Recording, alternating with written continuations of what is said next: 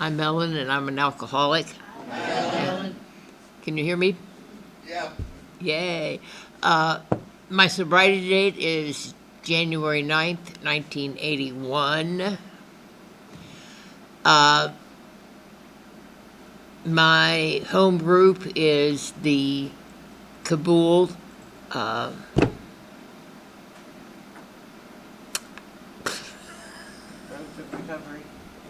Road to Recovery.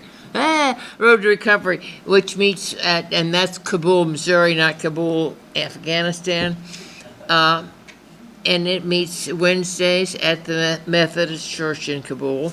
I also have 2 virtual Zoom meetings that I have attended through the Lifers group. They're ladies, and we meet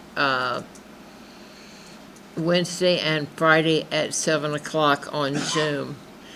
And I will try very hard to be linear and not do the 180 back 5-year thing if at all possible. I'm going to try to be linear. You may need to take notes, and you may need some deep, because I tend to end up in the woods every now and then. Squirrel! So anyone who has a problem with tics may need something before I start on my journey of here. I believe truly that I was born an alcoholic, like has been mentioned by a couple other people here. I think I was a foundling.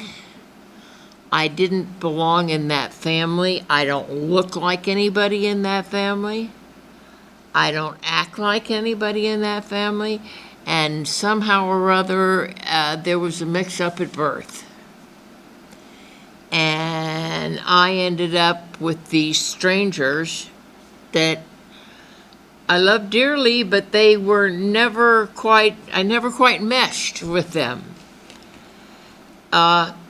When I was 12, my father was killed in a traffic accident, and I found out later that he was in recovery. At the time, I didn't know. A 12-year-old, hell, you don't know what's going on.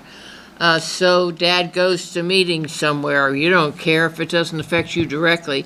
Anyway, it was interesting that he was killed by a drunken driver. So alcohol got him in the end. I was very, very late bloomer as far as drinking goes. I was a band nerd in high school, and the group that I hung out with, we did music. We didn't do drugs. We didn't do all those nasty things. And I'm talking the late 50s. And it was a different world. It was a very different world back in the late 50s.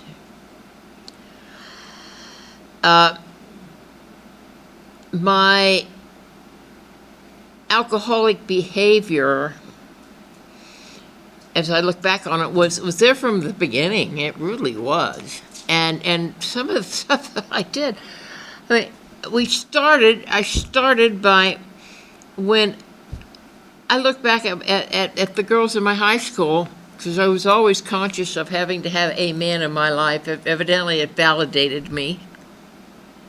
Having a male and having a man want me validated me, whether it was daddy issues. I don't know whose issues it was. It was my issues. I claimed them. They were my issues.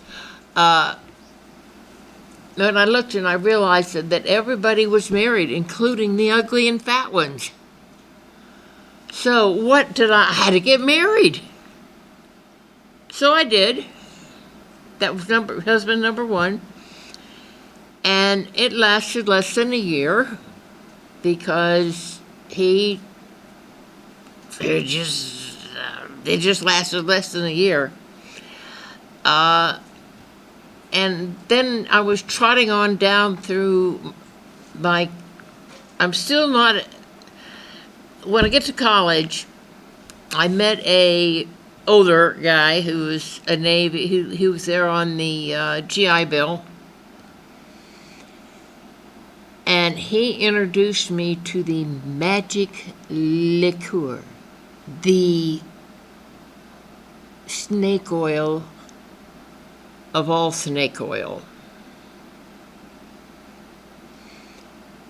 The guy in what the gentleman in The Wizard of Oz had in his magic vial to change and it changed me. It didn't change my life. It changed me.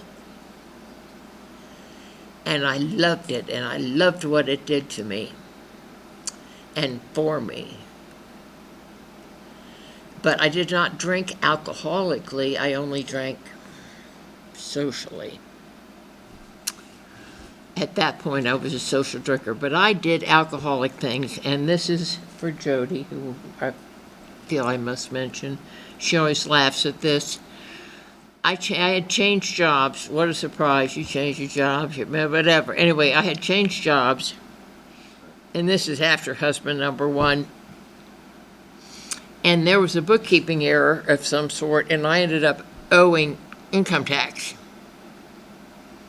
Well, I had always used the federal government as a credit union. You take your money out, then you get your nice check at the end of the year.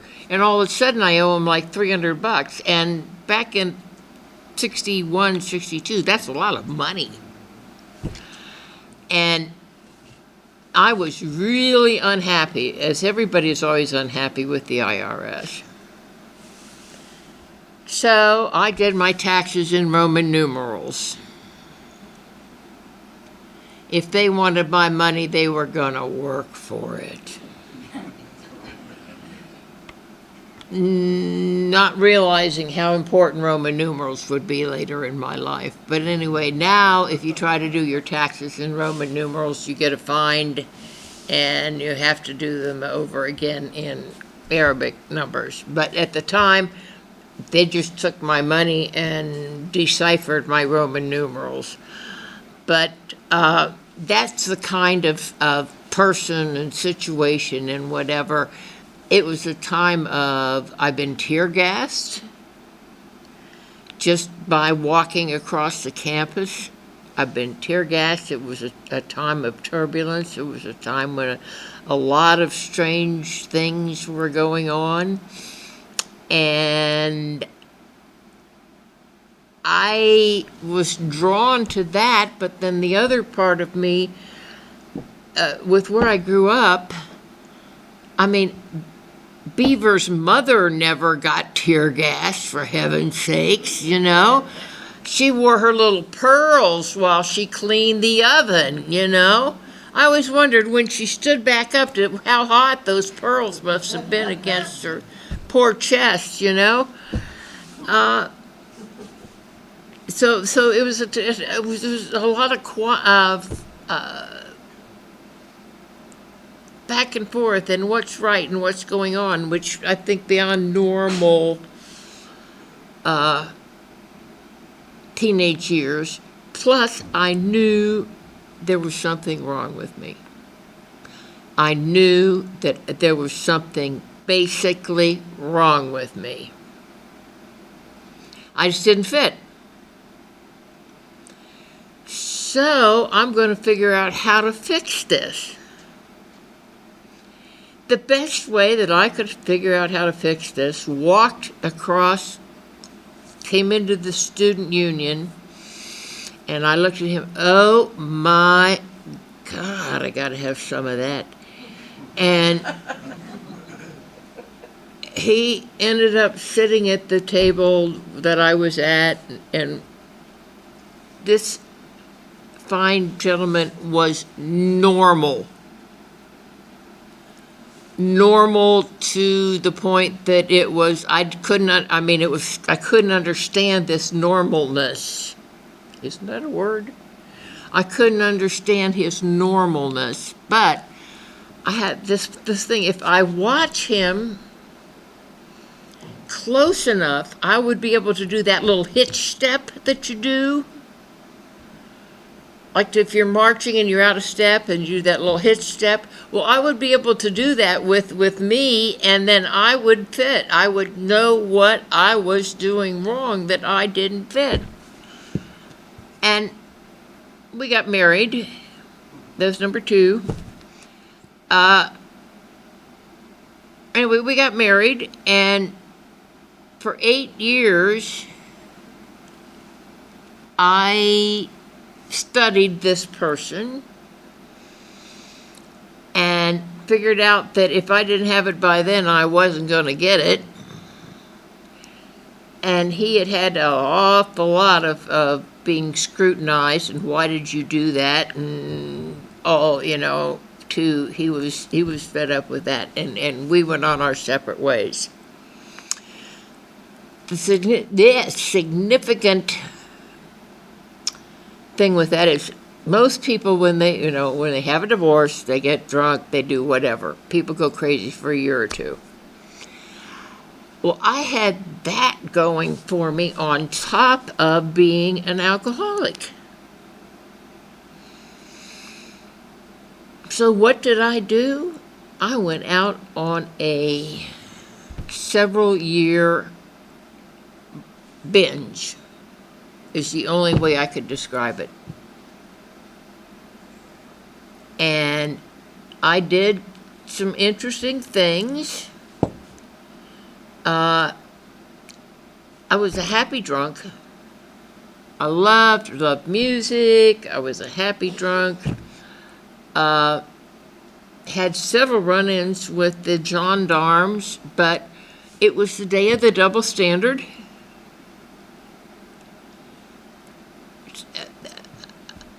The epitome is when, if anybody is familiar with Cincinnati, the start of WKRP and whatever, they have this nice fountain. And it's in the middle of Fountain Square, and it's this historical thing, and it just has a little bitty fence around it. Anybody could crawl over that. I mean, if they really wanted to keep you out, they'd put a nice big fence, right? But this is just a little fence, so they didn't really want to keep you out. Anyway, it was a very, very, very hot evening, and I was going from one place of drinking to another, and there it was, this beautiful splashing water. And so I get in the fountain, and I'm splashing around like a kid in a mud puddle, and the police arrive, surprisingly enough. And they put me in a cab and sent me home. I should have gone into the drunk tank. There should have been some consequence to this action. But my family lived 50 miles away. There was no one really. There were no consequences to what I was doing at all.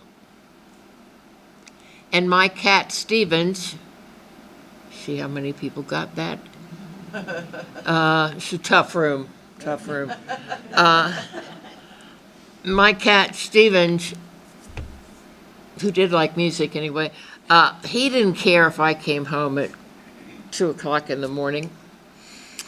I found out later, I lived in Mount Adams, which is now very yuppie, at the time was affordable, and I could see into Riverfront Stadium. Right on, my deck, there's the river right there. It was wonderful, wonderful. Except that there are 42 outside steps to get to it. And if you've ever tried to do 42 steps after you have been out and I didn't know until later, my neighbor across the street was an insomniac. And when I came home, she would call the other insomniacs, and they would watch me. I was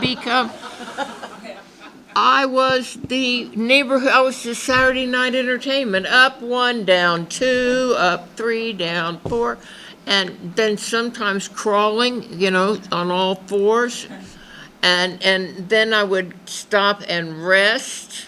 My downstairs neighbor had a nice little outside patio, and I would stop, and then it'd be up 2, down 1, up 3, down 2, and anyway, I turned out to be, I didn't know until much later, obviously, that I was the local, that was the entertainment there, free for the show that was going on. And that's the way basically my drinking was fun, it was friendly, it was, because there were no consequences. Would consequences have made a difference? I don't know. We'll never know whether or not consequences would make a difference. But definitely a time of a double standard.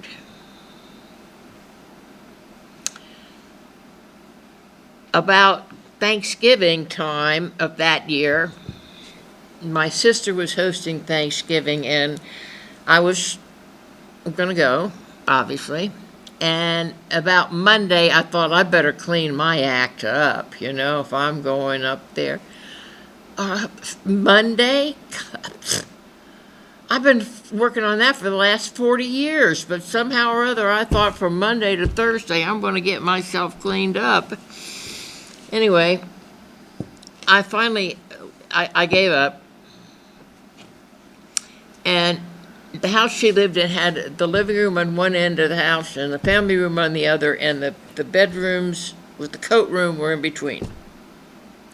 Well, I spent a lot of time in the coat room, and I mingled. They had 2 football games going, one on each TV, and I mingled because every time I went past that coat room, I could, back and forth. And about that time, what had been my best friend turned on me. I could not get drunk. The only thing I could do was to drink to keep from shaking apart. That same winter, well, January 8th, there was going to be a big snowstorm. And I was out of booze. Holy moly. Well, I was working downtown, and across the river, which I could see the signs for the liquor stores, across the river in Kentucky is the cheapest booze in the US of A. And when you're rooting around in the closeout cart of the cheapest, you know what you're after. Blackberry brandy or whatever. Scotch that you could also use to clean your pipes out with are in those barrels. Anyway, I'm out of booze. So I start obsessing in the 4 o'clock in the afternoon, I guess. I was supposed to get off work at 8. I started obsessing about getting across the river, and that wasn't the real problem. The problem was getting home. So I get off work, and I get my booze, and I get home, and luckily, I got enough of a run. If you could get to the dumpster behind the monastery, and that's where my road was. If you get the dumpster behind the monastery, and the car would do this, and then on, and I made it into the down my road, and I got home, and I got up the stairs because I was sober, and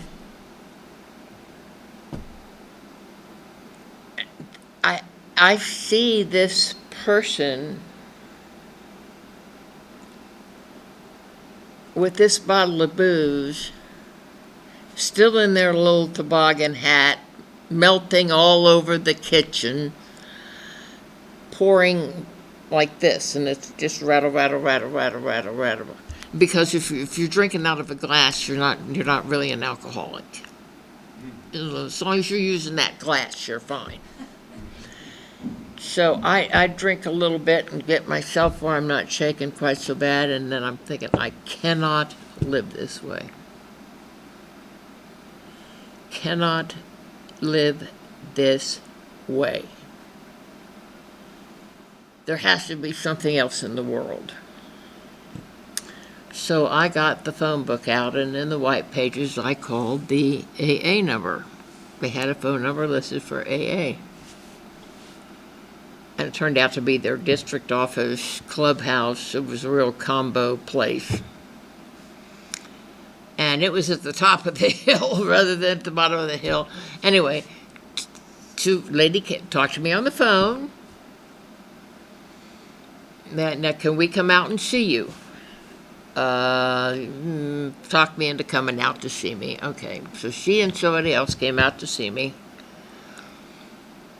And we talked. And somehow or other, they got me to pour that booze that I was obsessing over down the drain. I have no idea how they managed to do that. I have no idea what was said. Then I realized that I was at the end of the rope and there was no knot. There was nowhere to go from where I was.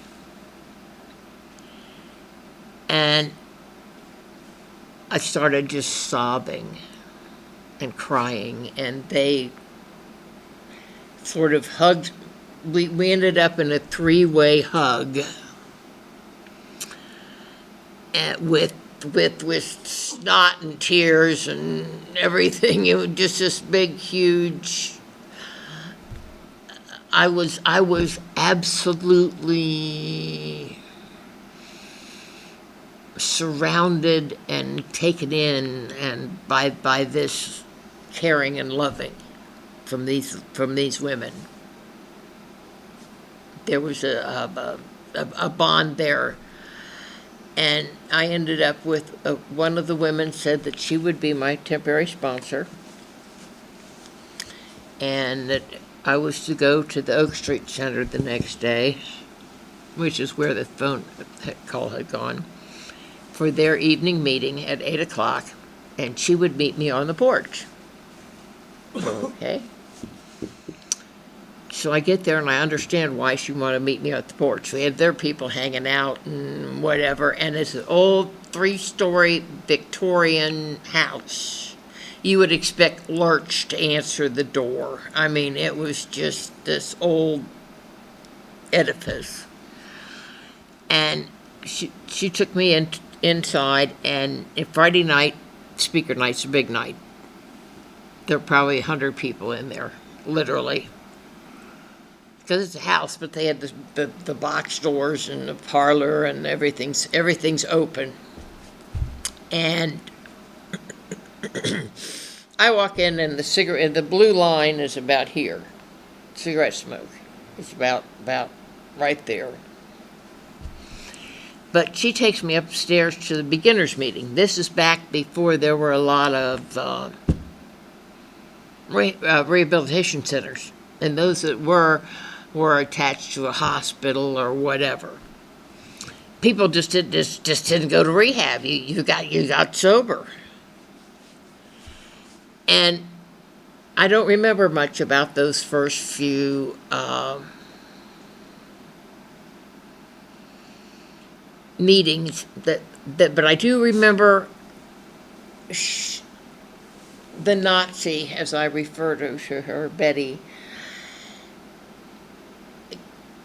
because you say what happened, blah blah blah, and what happened for me blurs on into the lessons that she taught me. When I came to, about 2 weeks later, there's a big black cloud about that size hanging over me. And I wanted, let's get this out. I've got the weekend. Let's take care of this. I want to jump in the middle. And she said, no. It's a black hole. We work around the edges. We work, and you work on the solution. Always, always, always work on this. Live in the solution. And that black cloud had things like, I hadn't balanced my checkbook in a year. Who knows why? A lot of people I know in AA, even when they have money, have a thing about money, how to pay their bills and when to pay their bills, and it's almost painful to pay their bills. Anyway, this is before internet and everything was online. And finally, she said, no, you can devote 2 or 3 days or just say the bank is correct, and here we go from here. It was a combination of practicality and starting to clean up my mess. There are things that I still have trouble with 40 years later, and that one of them is the solution is there is no solution. I have a degree in mathematics. There's always a solution. There's half a dozen proofs out there that are unsolved, but basically there's always an answer. And that's the way my mind works. But no, there's not always an answer. I didn't like that one. I didn't like what somebody else thinks of you is none of your business. Didn't like that one at all. That is not one of my top 10. And it sounds really mean now, and I guess it was mean, but I needed mean. I alluded to some of this in our thing yesterday, that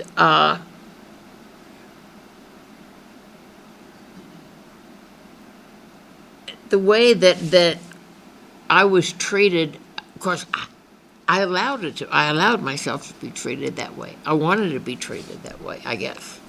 I needed that firm hand. I needed that somebody to tell me, I could go through something twice. Once just to get rid of it, just to regurgitate it. The second time through, listen to what's coming out of your mouth and start thinking of the solution. And there is no third time. Third time is wallowing.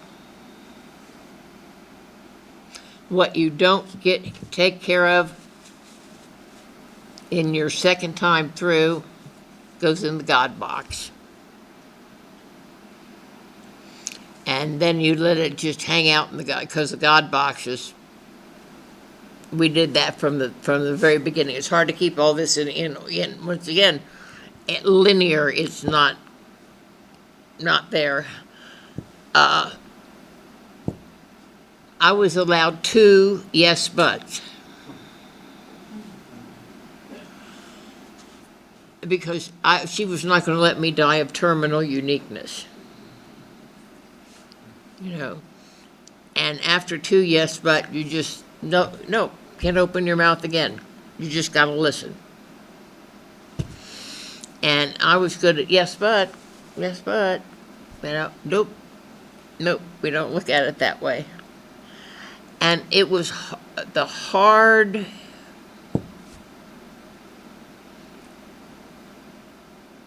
facts, the hard realities of where I have to go from here, where I've been and where I had to go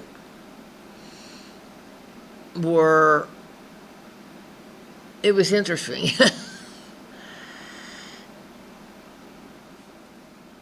One reason I know I was willing to, I can't say submit, but willing to be a little bit more pliable than I would normally be is you had mentioned there weren't many women. Okay. I have this woman who is her core being is sensitivity, strength, courage, self-confidence. Her core being is amazing. And there's a line of people behind me wanting the same thing. And I know there's a line of people behind me wanting what she had. And I was not willing to give up on my opportunity to get what she had. Because when Betty Ford came out of the closet,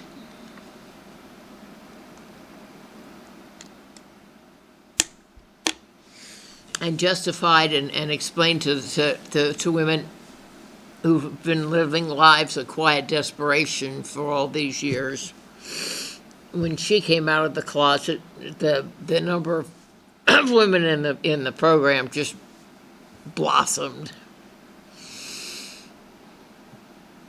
And even though I was never threatened with, I was, with being fired,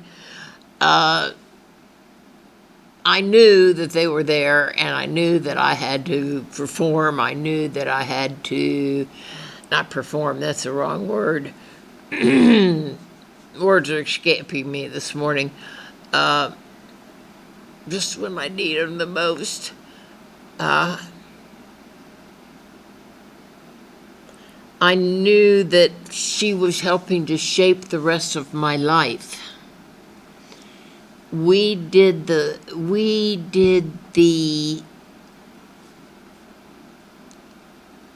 okay, we're not in the problem, what's the solution? What's the solution? We're living in the solution. We're living in the solution, to the point that I think I still do it now. Most of the time, most of the time I go straight for wanting to live in the solution. And because we kept at it until it became as close to a habit as this could come for us. And what it's like now, my life is wonderful. My t-shirt yesterday said it all. I'm happy, joyous, and free. I've had some very, very serious medical issues over the last few weeks. Last few months, various parts of my body are saying, I don't want to play anymore. But life is good. Life is good. And I see all you smiling faces out there, man. I mean, who could have, if she had asked me that first week what I expected out of my life, it wouldn't be this, because I didn't know this existed. This world, it was beyond any kind of comprehension that I could have come up with. And I still can't come up with, and I'm usually relatively articulate, I still can't come up with words to describe how beautiful this whole system is, and how wonderful it is, and how it has shaped my life, and how Betty, as a critical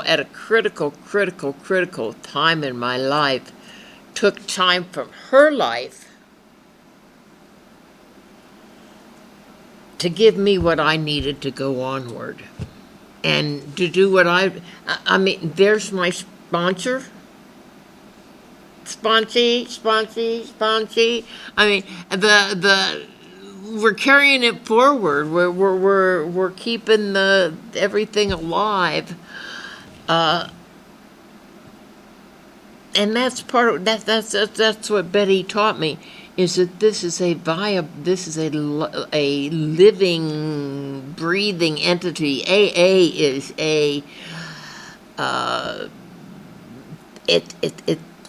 it's alive. It's alive with people that care, with people that have a good life from it. But if I've had my tribulations. I didn't. One thing that to go backwards, when I was going through my last desperate days of what did I do, what is different? What did I do when I could control my drinking? And I'm thinking back to Dave, okay, hubby Dave, and I'm thinking, I was married. Well, I'll get married, and I did. And I mean, the average person out there, the average Earth person would go, what? And you guys just go, yeah, okay, you got married. Yeah, makes sense.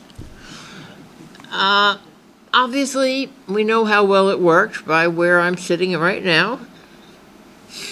We know how well it worked, and luckily he went out of town a lot, and I could do what I do and develop what I did and work on my program, and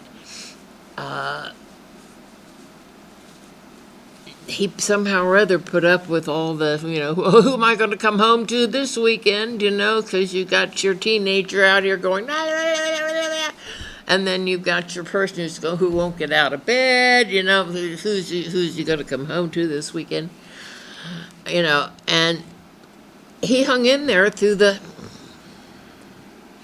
all the trials and tribulations of my early sobriety. And then after we'd been married 17 years, he died. Agent Orange cancer from Vietnam, that he was just susceptible to. He'd already had some of the pre-cancer stuff. Anyway, he died of that. And then 5 years later,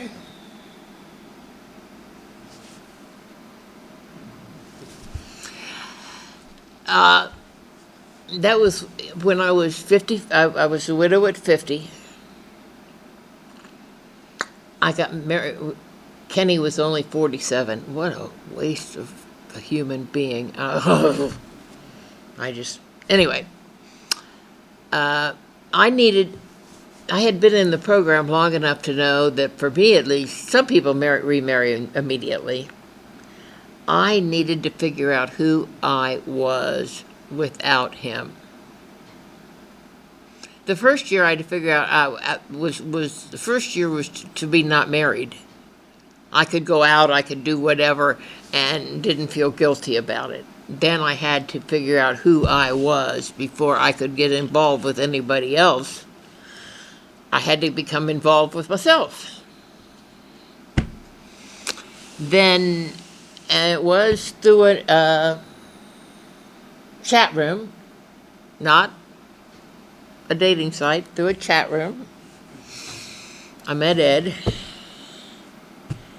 and at 55, I married him and inherited 3 preteens. And I got some of the good years, some of the real sarcasm or us. Whew.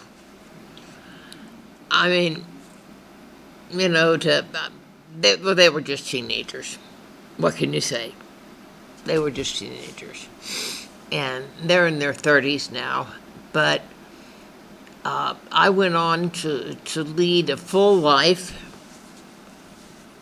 gain a family that I had not had before.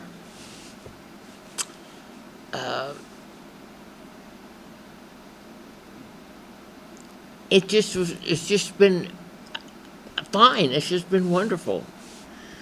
I can't believe I left Kenny out of my. Anyway, I should have had notes, because Kenny was a big part of.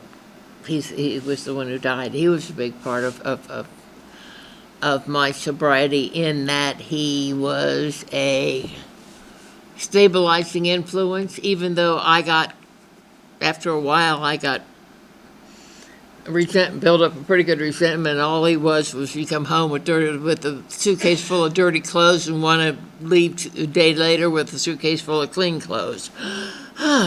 What kind of... and I could build that into some major resentment.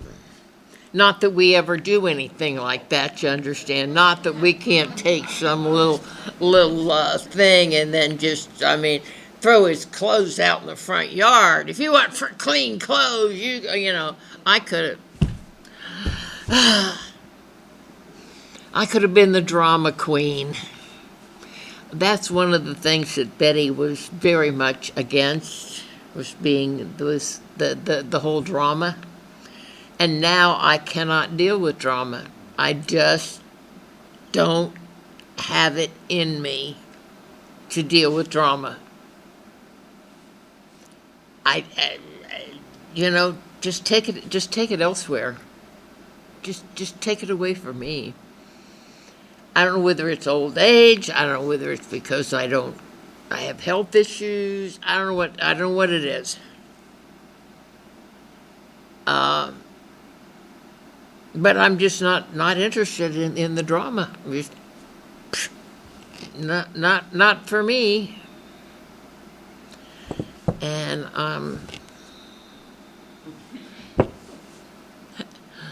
out of time. So I say, I don't know whether I gave anybody any ideas or inspirations or whatever, but my story is one of endurance. And I hope everybody has a wonderful weekend.